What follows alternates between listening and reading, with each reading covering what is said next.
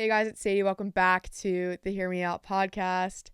Another week, another episode. Thank you for being here. We are going to get into the things that I'm really into right now, the things that I'm really liking. I know you guys really enjoyed the episode where I kind of just did spur of the moment thoughts of what I'm thinking. So this feels like a similar vibe to me, at least in terms of what I'm liking, what I'm thinking, just what I'm up to, kind of in a list like sporadic manner. So we're going to get into that. And what better to start with than with My Fault London? Oh my goodness, I am making this series my entire personality. All of my friends know that, this is so annoying of me, but it's fine. They're probably just gonna click like 10 seconds forward on this episode. But let me put you on, guys, because I have been obsessed with My Fault London. It originally started as a Spanish series, I believe. It wasn't an American series. It was a book trilogy, and then they made that into a Spanish movie trilogy. I think they're working on the third one right now, but there's been some drama with the actors, so that's kind of been put on pause. But the first two ones of that are out, and then they made a American English speaking version originally that is called My Fault London, and I personally think that that one is even better than the Spanish one. But I watched it for the first time about a month ago, like a month and a half ago, I would say. And I rewatched it last weekend for the second time. I couldn't wait any longer. I actually did. So about a month and a half ago, I saw the English one for the first time. And then I watched the two Spanish ones. I started it. I came in after a night out or something, so it was already pretty late, and I watched the first one, and I was so hooked on it, and I knew I would be. It's such a similar plot. It's basically the same thing, just in a different language, with just a few different narrative choices and things like that. But overall, same thing. And so I started watching the second one, and I remember it being like 2:15 in the morning, and I had posted how hooked I was. I was just so, I think I posted being like 2:15 a.m. down bad for this movie, like culpa to ya, whatever. And so then last weekend I rewatched the first one, and I like TikTok edits. I'm just so excited. The second one is confirmed in production, and it's the good cringe. You know what I mean? Like, I am not going to sit here and tell you that it is cinema, that it is a cinematic masterpiece, but will you have a hell of a time watching it? Yes. Will you want to experience it for the first time and be chasing that high for a really long time? Yes. I promise you. It is my current cringe fest personality trait. And so that I said we were easing our way into the episode with that, but really we're actually starting off strong.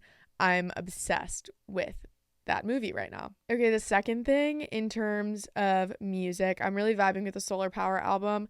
I just got tickets to see Lorde in London in November. Going to the Monday show. Hit me up if you guys are going to the Monday show. My friend Quinn and I, shout out, we won the ticket war. Everyone was saying how hard it was to get tickets. Maybe that was just a US tour thing, and there's more of like a larger body of people, I guess, that are Lorde fans, but I can't imagine that's the case considering she herself is from Europe, and so the European tour, I don't know, but they added a London date, which the same thing happened when I got Ethel Cain tickets. I'm seeing Ethel Cain in London in October, and that was so popular, and she underestimated her popularity so much where she added 2 or 3 London dates, but she wasn't necessarily able to as quickly add to the other cities. So I was like, oh, thank God I'm going to this major city.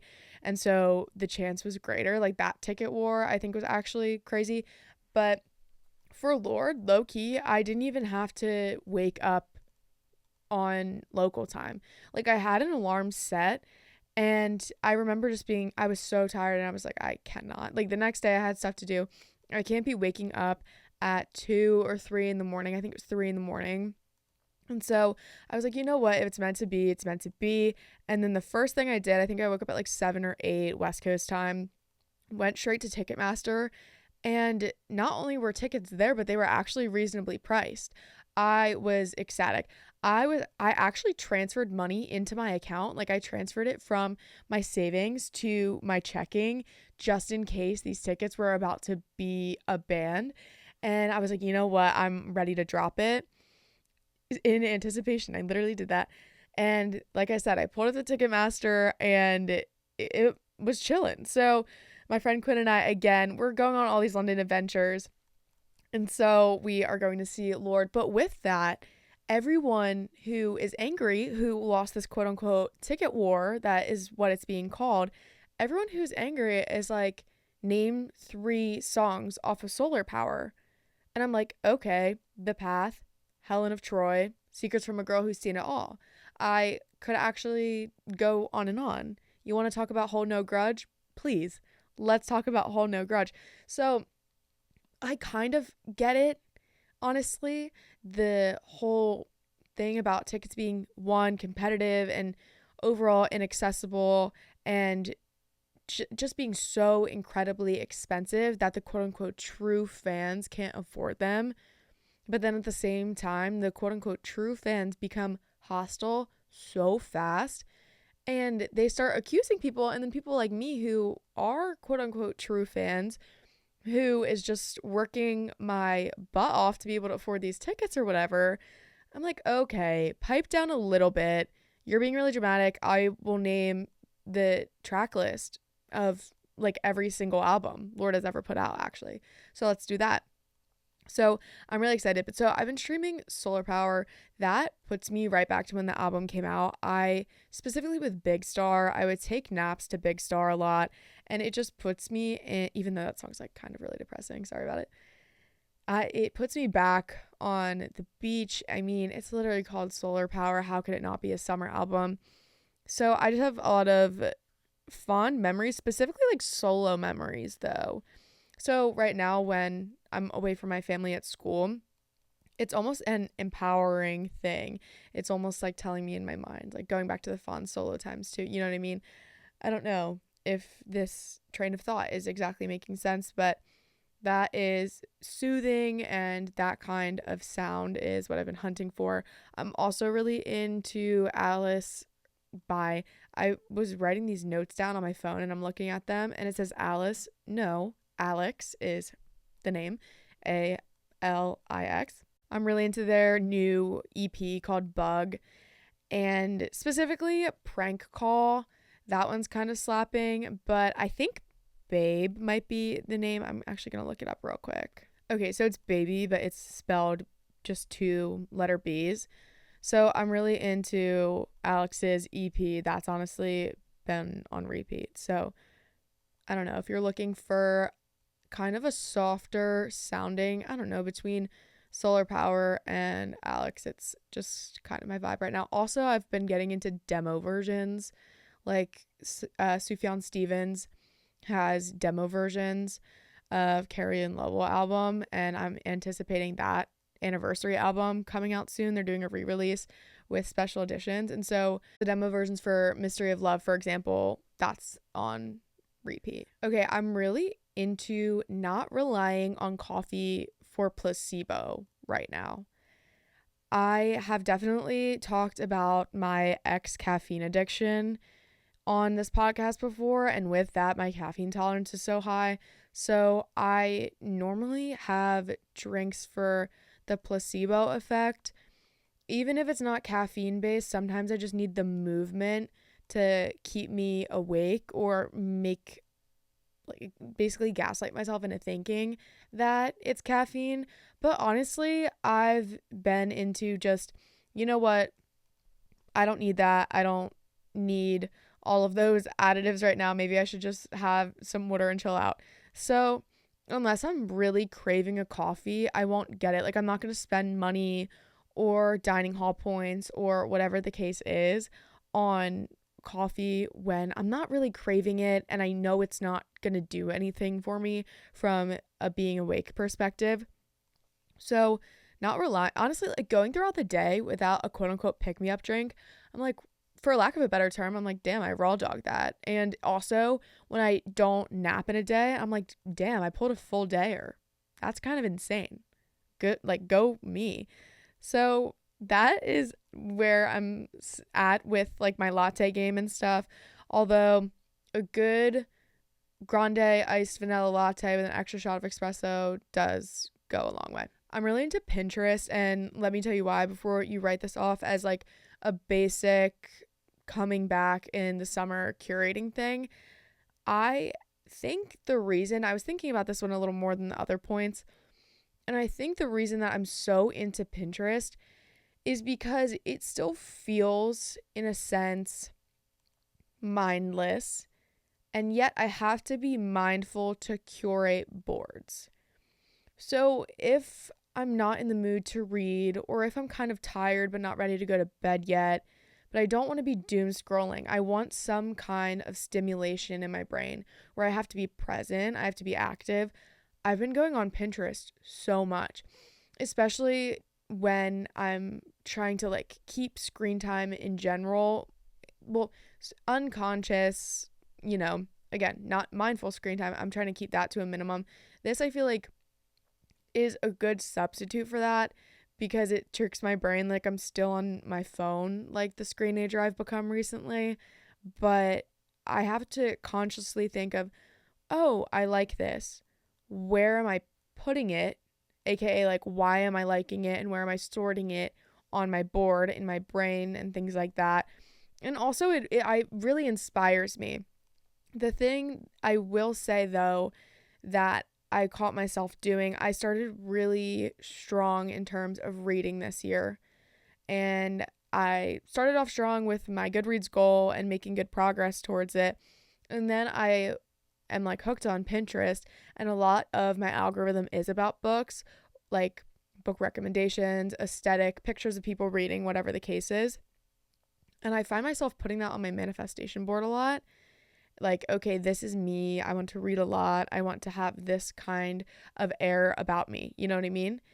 And then I get so caught up on putting it on a board that I don't actually read, to the point where I'm like, wait, I can't put this on my me now board. Like, that's not me now. Instead, I'm shelving books. I'm taking pictures of books, but I'm not reading books. That's such a fake thing. You know what I mean? So I will say, though, it does inspire me when I do have that realization. I'm like, wait, okay, enough mindful filling time right now. Actually stop, like, make that manifestation board happen, basically. But I will say, of all the social medias, that is the most mindful one, the one I feel the most I guess refreshed, but more so the opposite end of that is that it doesn't take much from me, or doesn't make me feel groggy and like time flies. Absolutely. You know what I mean? Okay, I'm really into texting people when I think about them. And this, maybe you do this, and that's great if you do this. I personally didn't do this to the point where I made up my New Year's resolution last year. And I went an entire year without, okay, with the exception of like my exes. I didn't text my exes when I thought about them. That we don't take that this way, okay? Or don't take this that way. But I made it my New Year's resolution when I thought of someone who I was in contact with, who I wouldn't have to break no contact with to get back in contact with them or something like that. You know what I mean? Someone where it wouldn't be damaging to reach out to them, but it also might not be the most comfortable thing. That every single time I thought of them, whether or not it was logical, I was going to text them. So I did that without fail last year. And I remember there were a few times where I was texting an uncle, or I was texting a friend I hadn't talked to in a while, or whatever the case is, etc., where I held myself to that standard and I did it. And it only came up with good connections and adding to my day. And people just love to be reminded that they are remembered, you know what I mean? And a constant, or not constant, but a thought at some point in people's brains. People love that. Why wouldn't we do this more? You know what I mean? We always talk about reaching out, and yet I never really do. Not as much as I would like. And so I made that my New Year's resolution last year, and that was great. And then this year, I found myself shying away from it as if that was not an ongoing goal I should have.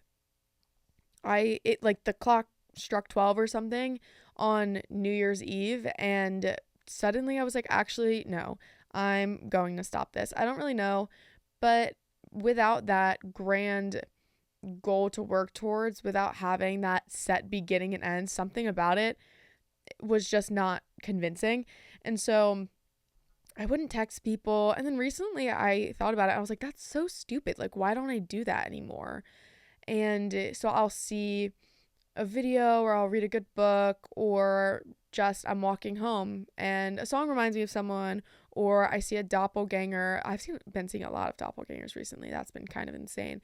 But so it spurs me to think of someone. So I've been texting people just being like, hey, thought of you. What's up? What'd you do today? Or, hey, thought of you. Don't really know why, but this is what made me think of you. Hope you're well. Just, it doesn't even have to be a long thing where you are sparking up conversation. But anyways, it adds to my day and it takes me back to 2024 when that was a goal of mine.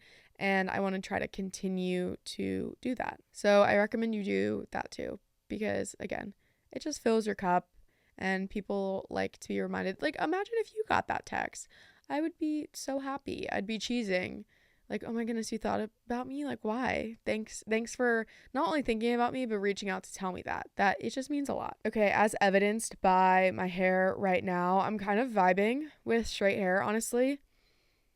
Just the process of blow drying my hair, honestly, just doing it has been therapeutic. And I know it's not necessarily the best thing for my hair.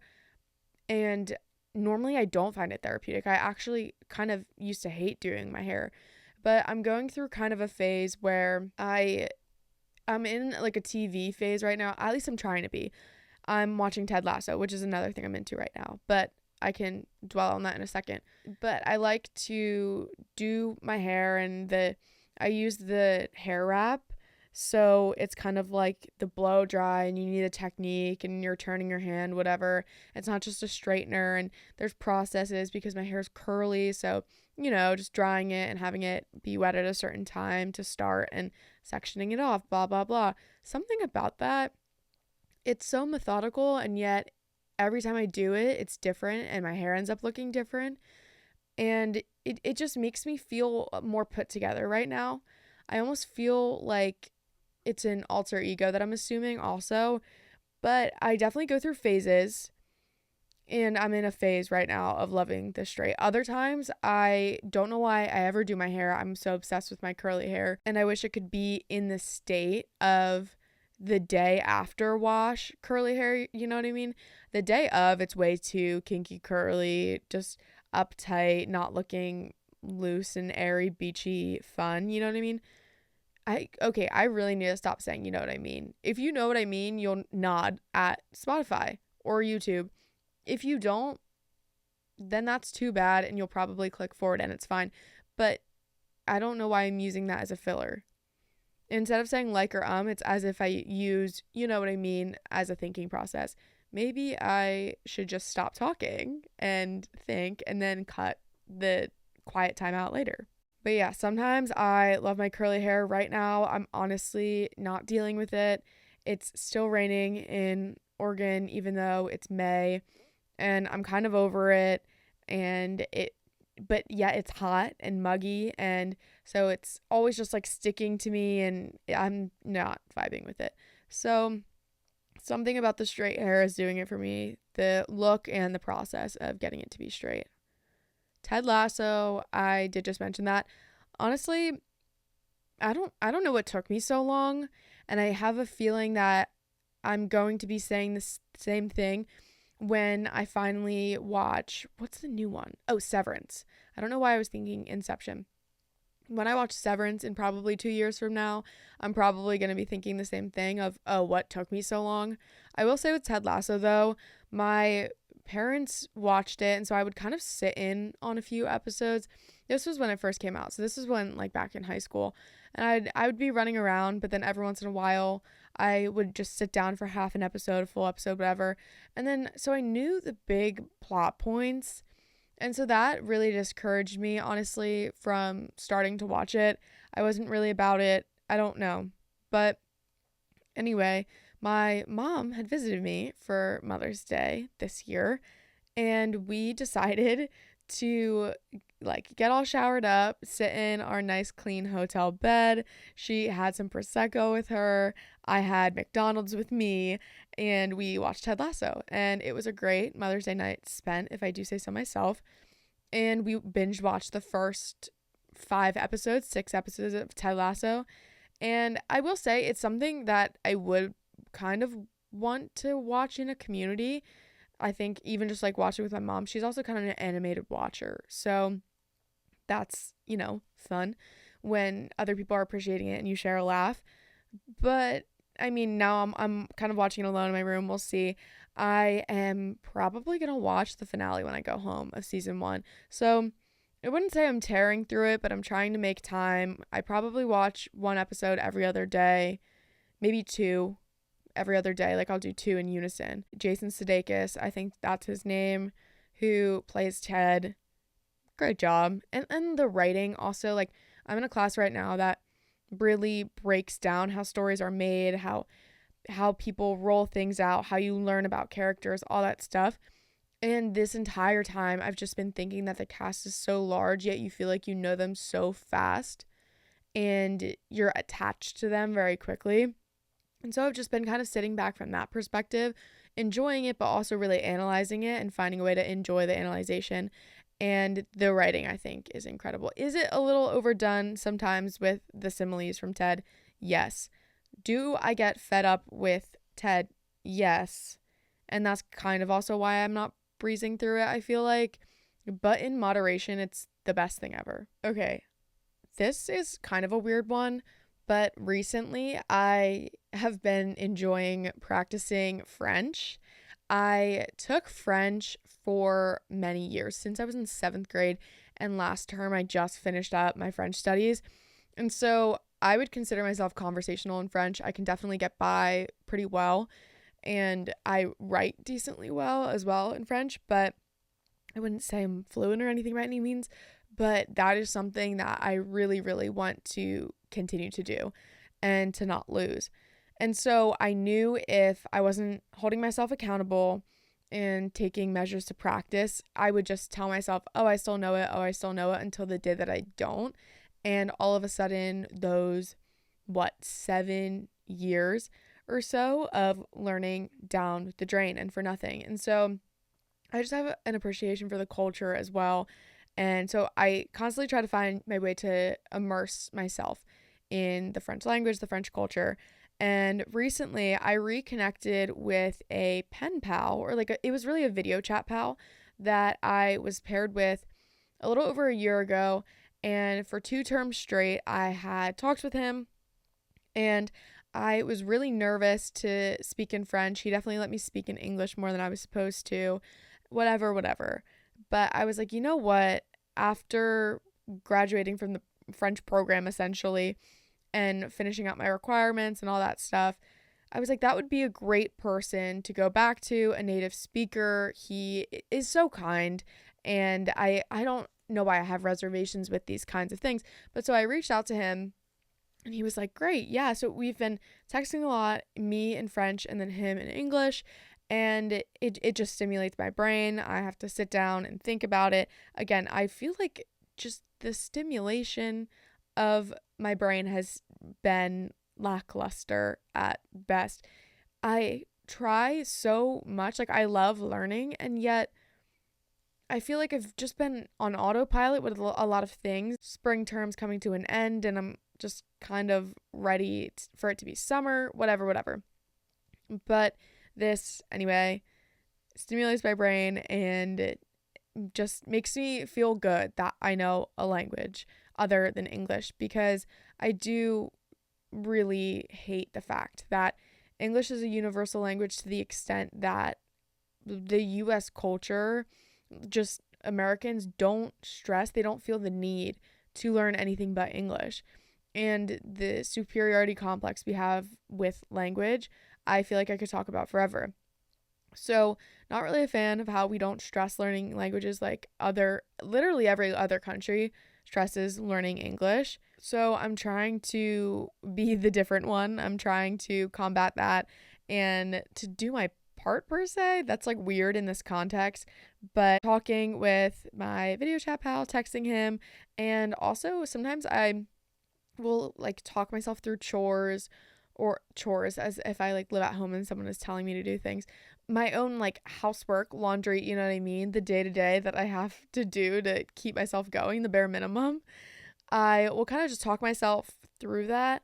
Or sometimes I will try to like sing the French version of an English song. I don't know. I talk to myself, which is insane. But I don't know, if I'm in my room, it doesn't hurt anyone. So I'll just kind of talk in French. Speaking of my fault, when I watched it again for the second time, I watched the first half of it in French. And then it was getting really extra fast paced and I really just wanted to relive it like it was the first time again. So I went back to English and I gave up. But honestly, learned a lot of words that stuck in my head for the first like 30 minutes of listening and reading it in French. I didn't even do English subtitles. So that really forced me to figure out what was going on. Okay, I've been enjoying staying up late, but not in a social way. The funny thing is, when I go out, I am actually kind of lame and like to be home by midnight. I don't know. I feel like I've just had it ingrained in my head that nothing good happens after midnight. There's definitely a great time for one-offs of that where I will be out much later. But on average, I like to be home by 12 midnight.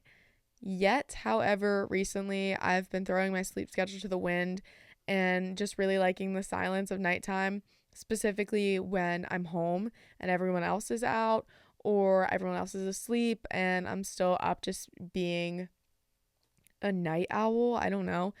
And so this kind of goes against a lot of things that I've been working towards in terms of my sleep schedule, especially, but I'm just kind of over it. Don't recommend it, but I really just do like the peace and quiet and the feeling of having something to look forward to at the end of the day. You know what I mean? Like, there's not enough time in the day to incorporate all of the TV shows, the books, the debriefs and stuff that I would like if I were to have a strict schedule. And because I'm not planning on getting up at 5:30 a.m. to run like 10 miles anymore, and that era is kind of over. I don't have a goal looming over my head to tell me to be strict with my bedtime, and so it's probably going to bite me in the ass real quick, and I'm going to start being half the human I am right now. But for better or for worse, which is definitely worse, I'm just kind of going with the feeling of being a consumer and being a fangirl and watching My Fault and Colpa Tuya. Okay, I've been really enjoying reading on the treadmill.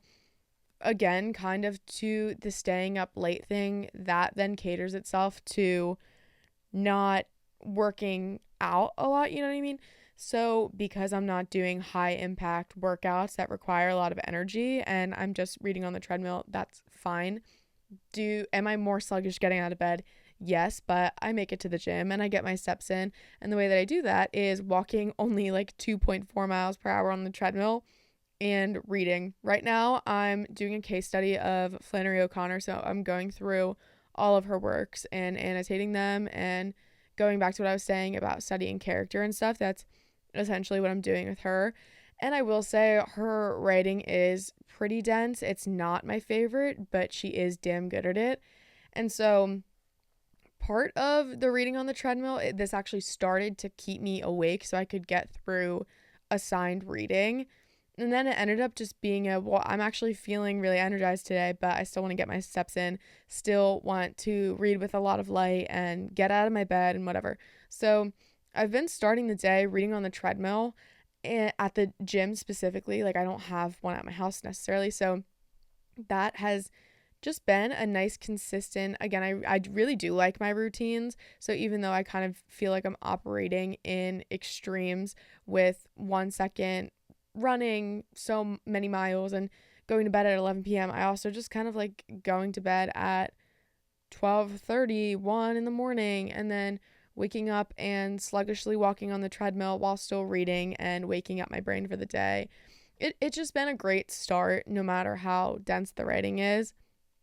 So that's something I know I'm going to miss in the summer because at home I don't have a treadmill, but I also don't want to sign up for the gym. Like, I really can honestly save out on the membership expense.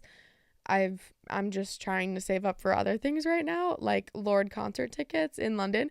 So I feel like I could, one, skip out on the membership thing, but also just not have to like restart my gym anxiety journey again with going to a new gym that I'm not used to for 3 months and whatever the case is. So that's about it in terms of what I'm liking that isn't usual. I'm liking a lot of things that I feel like are usual. Like right now, I'm wearing jeans and flip flops.